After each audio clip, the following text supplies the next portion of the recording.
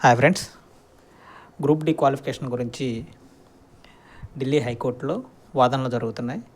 ITI వాళ్ళు అంటే 2019లో railway ఏం చేసిందంటే ఐటీఐ మ్యాండేటరీ అని ఒక అఫీషియల్గా ఒక నోటీసు అప్పుడు ఇచ్చే నోటిఫికేషన్లోనే మెన్షన్ చేసి ఇచ్చారు. ఇది వాస్తవం.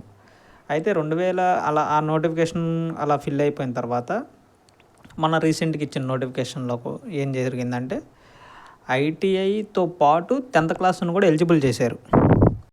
10th క్లాస్ ఉన్నవాళ్ళు అన్ని పోస్టులకి ఎలిజిబుల్లే, ఐటీఐ ఉన్నవాళ్ళు అన్ని పోస్టులకి ఎలిజిబుల్ అని రీసెంట్గా ఇచ్చిన నోటిఫికేషన్లో చెప్పడం జరిగింది.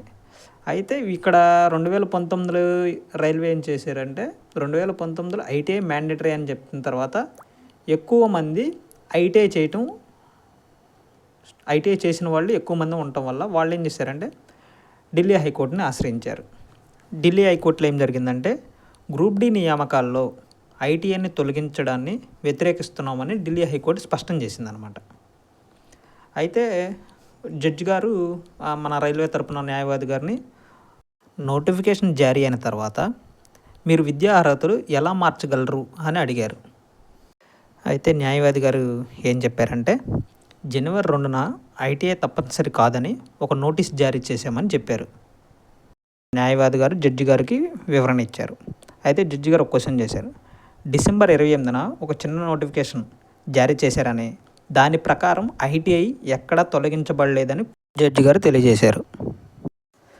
మార్చి 22 నాటికి మీ వద్ద ఏమైనా స్పష్టత ఉంటే కోర్టుకి సబ్మిట్ చేయవలసిందిగా అని కోరారు జడ్జి గారు. దీని యొక్క నెక్స్ట్ హీరింగ్ వచ్చేసరికి మార్చి 28 నాడు తుది విచారణ ముగుస్తుంది. అప్పటి వరకు ఈ గ్రూప్ డి గురించి ఎటువంటి అప్డేట్స్ కానీ, ఎగ్జామ్ ఎప్పుడు ఉంటుంది ఏంటి అనేది ఎటువంటి అప్డేట్స్ ఉండవు.